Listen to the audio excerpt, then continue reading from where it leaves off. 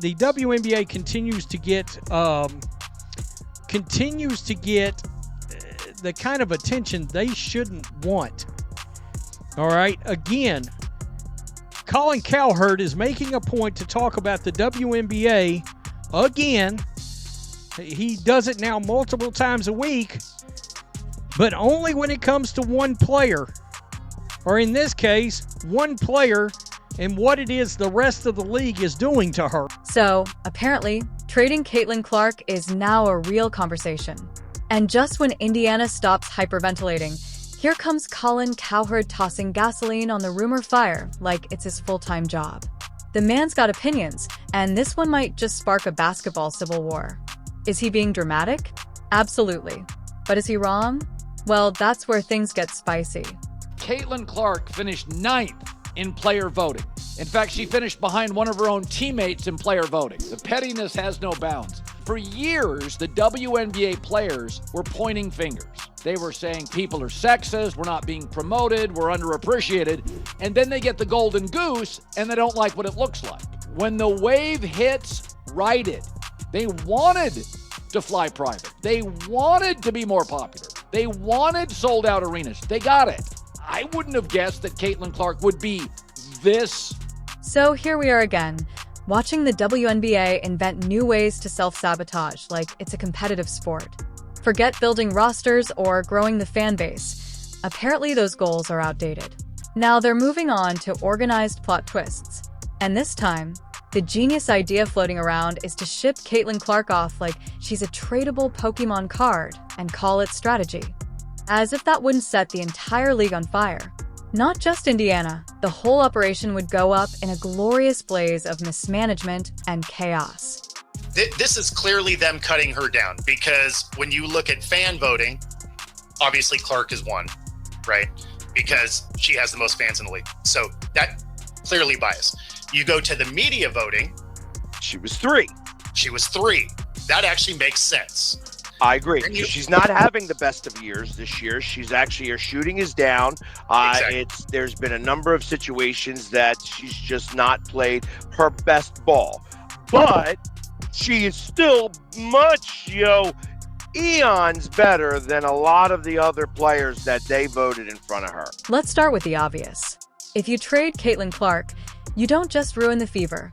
You crater the league's one guaranteed cash cow. This isn't about losing a player, it's about losing the storyline. Clark isn't just dribbling a basketball. She's dragging an entire franchise and honestly, half the WNBA into relevance with her bare hands. Every ticket sold, every jersey printed, every headline written, her fingerprints are on all of it. A university professor in finance looked up the value of Caitlin Clark for the WNBA. This is insane. So this year,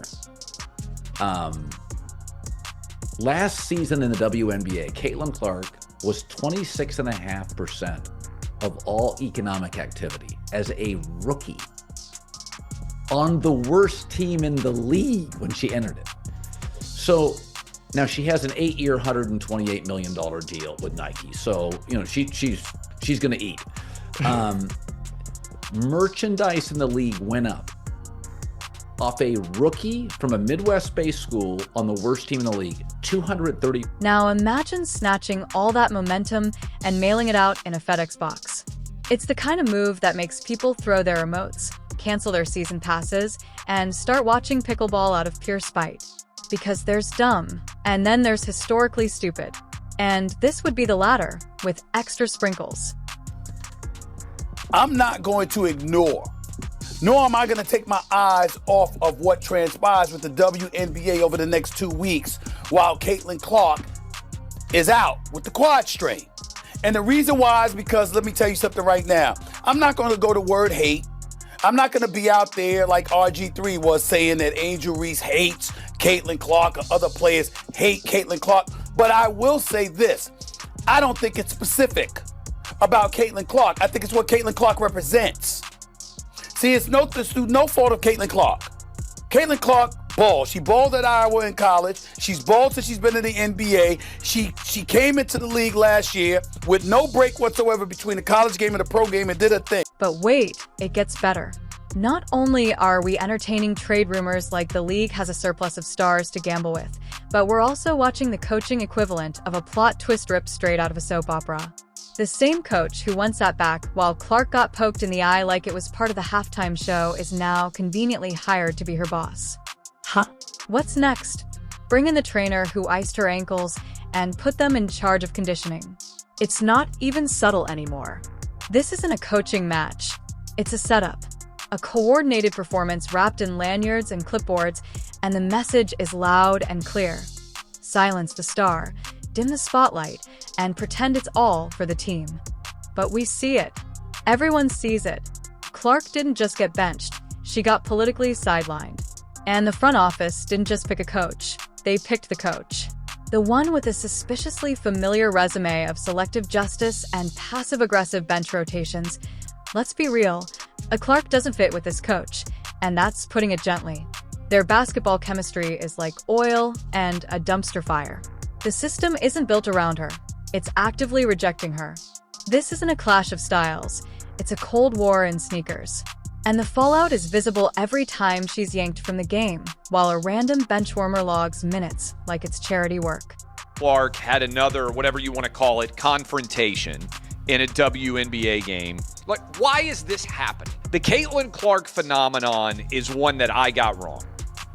I never really thought that Caitlin Clark would make the difference that she has in college basketball or in the WNBA. What other sports analogies are out there that are in any way similar to the impact that one individual has had on a larger sporting universe? Tiger was. And why would a league that finally has millions of eyes glued to the screen suddenly start pulling a stunt like this? Simple control. Control the narrative.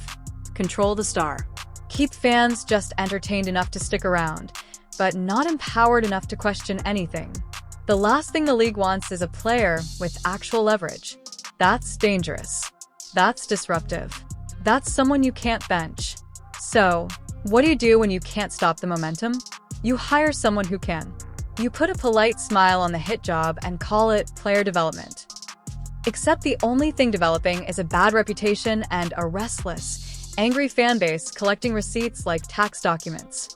This coach didn't just get hired, she got positioned. And if the conspiracy vibes feel strong, it's because they're practically slapping you across the face. And don't let anyone gaslight you into thinking this is a normal rebuild timeline. No, this isn't about rookie growth. Clark isn't in a learning curve. She's in timeout, like a toddler who dared to color outside the lines. Make no mistake, this isn't about basketball. This is personal, strategic, and painfully political. And here's the kicker. Everyone keeps pretending this coach is playing it safe, like there's some big-picture roadmap we're all too dumb to understand. But safe would mean using the best scorer on your roster, not duct taping her talent and praying the fans won't notice. She doesn't always get the consistent great star whistle. I think they're still kind of figuring out how to officiate her. Right? Like when I've said this for years when I covered Shaq and went to Shaq got fouled more than anybody I've ever seen. I mean, it was insane. People bounced off Shaq. Jokic complains constantly, like people are bouncing off me. She doesn't quite get as favorable a whistle as you think. So I think neither does Steph too. That's the fun. This isn't chess. It's sabotage with a whistle. The fans see it. The broadcasters see it. Twitter sees it. Even the popcorn guy in row 5 sees it. Meanwhile, the rest of the league would love to see Clark shipped off like a sacrificial lamb. Imagine the ticket surge if she landed somewhere that didn't treat her like a radioactive liability. Drop her in Vegas and they'd build her a statue by Thursday. Send her to New York and she'd be headlining Times Square before practice. But keep her stuck in Indiana under this regime and you might as well store fireworks in a freezer. Nothing's going to explode, and everyone's going to walk away disappointed, yet somehow this idea keeps floating around that trading her would help the team. Help who exactly? The lottery odds? The backup point guard's confidence? The merchandise department that's already 2 months behind on Clark jerseys because, spoiler alert, without her, Indiana isn't rebuilding, they're vanishing. Clark is the only reason national networks drag WNBA highlights out of the editing bay. She's why middle-aged dudes who can't explain the draft suddenly talk like experts on pick-and-roll defense. You don't trade that. You protect it like the Ark of the Covenant. All know who Caitlin Clark is. She's the golden goose, laying those golden eggs for the WNBA to prosper. Well, a lot of times we notice that the WNBA is resisting this golden goose and resisting this bump and this force of nature, which is Caitlin Clark. So we're going to have to dive deep into that. What's behind that? Is jealousy, envy, pettiness, all the above, more than that? We're going to have to go. But if you were trying to crush that momentum, benching her would be a great start. And hiring her basketball nemesis would be the icing on that nuclear cake. All you need is to make it look professional. Hold a few polished press conferences, sprinkle in buzzwords like versatility and system fit, and keep the optics clean while the sabotage runs deep. And honestly, it's almost impressive how calculated it all feels. Like someone in a suit sat down and said, "Let's hire the only person in the league who could possibly make Caitlin Clark look replaceable." Because that's the mission. Break the hype, flatten the curve, restore the old hierarchy. And if a few games get sacrificed in the process, collateral damage, let's stop pretending this is about patience or rookie mistakes. This is about power. Power the league doesn't want concentrated in one player. Power the front office doesn't want walking into press rooms and owning headlines. Power that threatens the status quo with every no-look pass and step-back three. The league could have embraced it. They could have ridden the wave. But instead, they built a dam and hired a lifeguard to stand in front of it pretending there's no water behind it. Trading her wouldn't just be an error. It would be a declaration. A loud, flaming middle finger to progress, to fans, and to the future of the league itself. And the fallout would be simple. People wouldn't just tune out. They'd walk away. Because watching greatness get mismanaged like a clearance sale isn't entertaining. It's infuriating. It's the last part of it, the players vote, that I take some exception to. And I'm not a big Caitlin Clark fan. Like, I don't care either way. But they vote her 9. And why I find that absolutely hilarious is you can say she's 9 if you want, but you don't treat her like she's 9. Because when she was here in town, they were picking her up 3/4 court the entire game.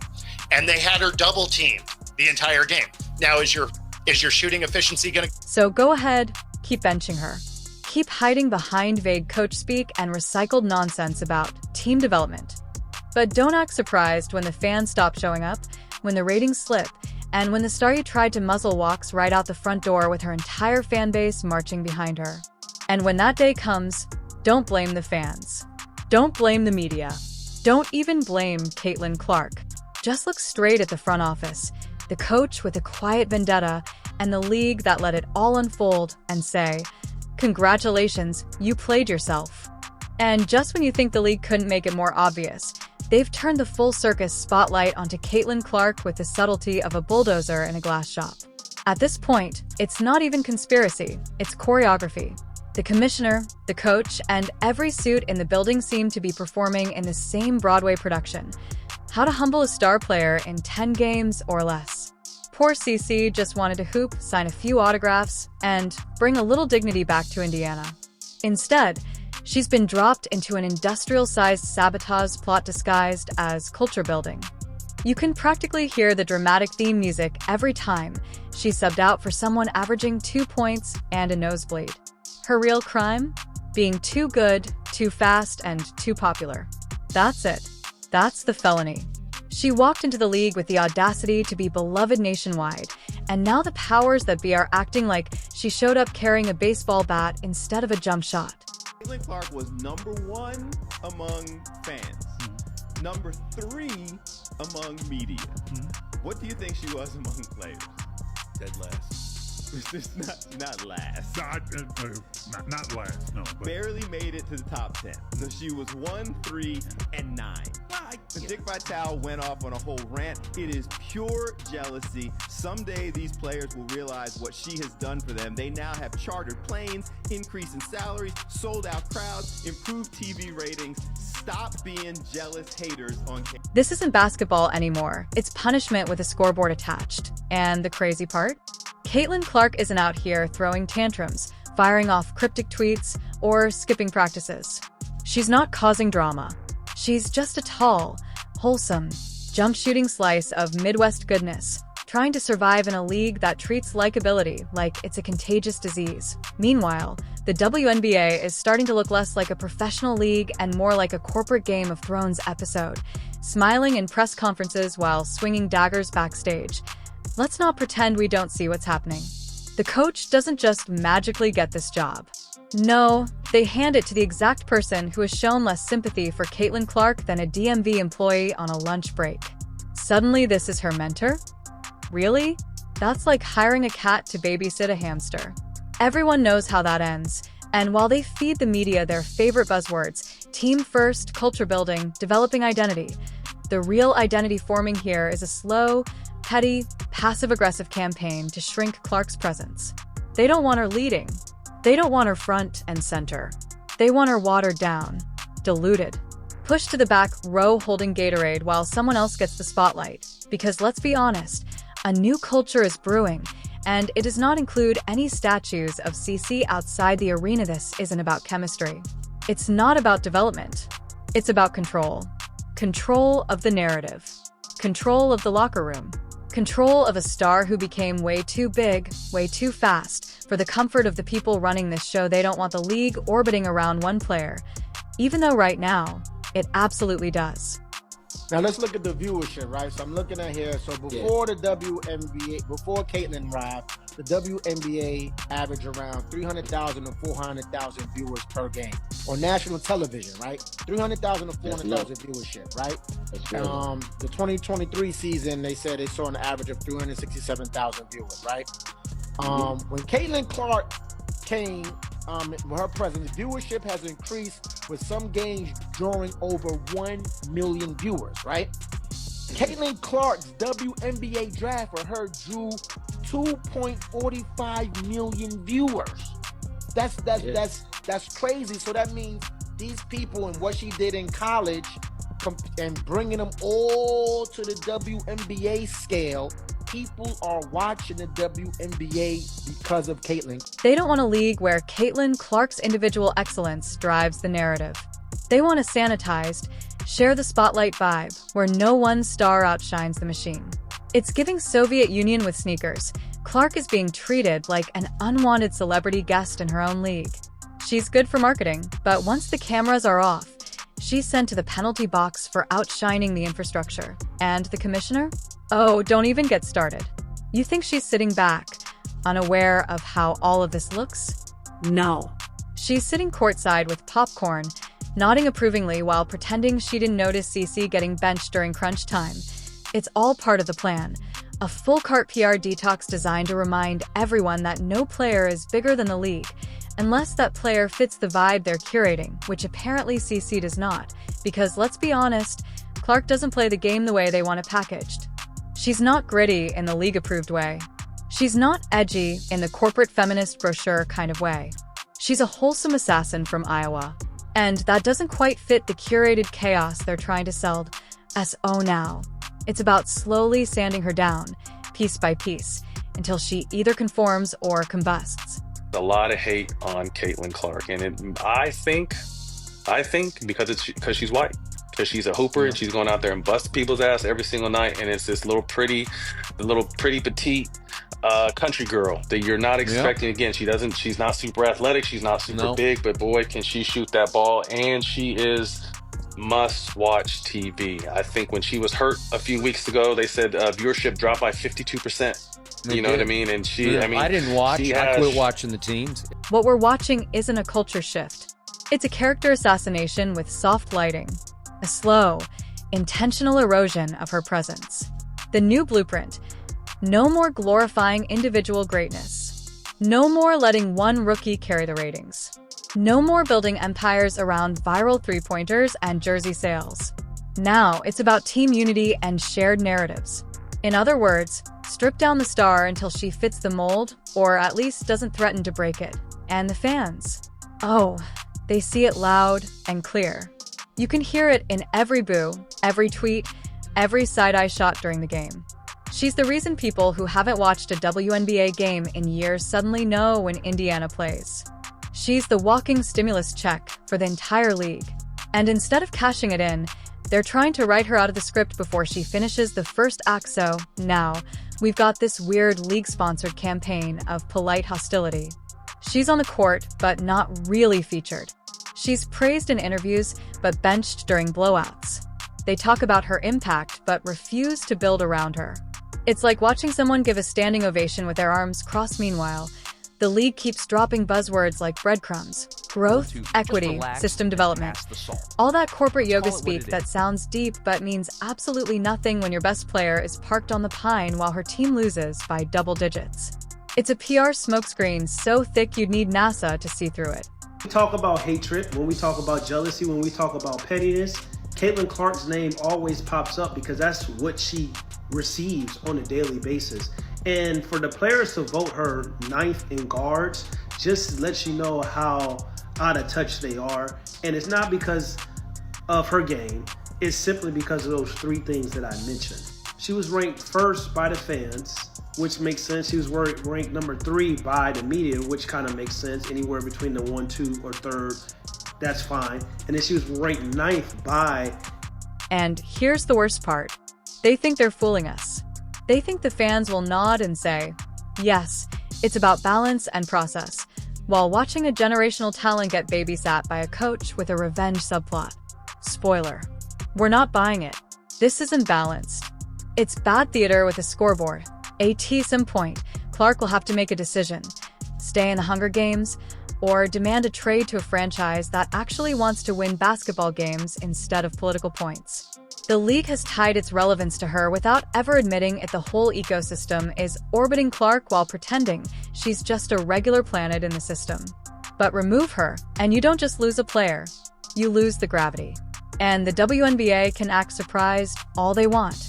But if Caitlin finally says enough, she won't be the villain.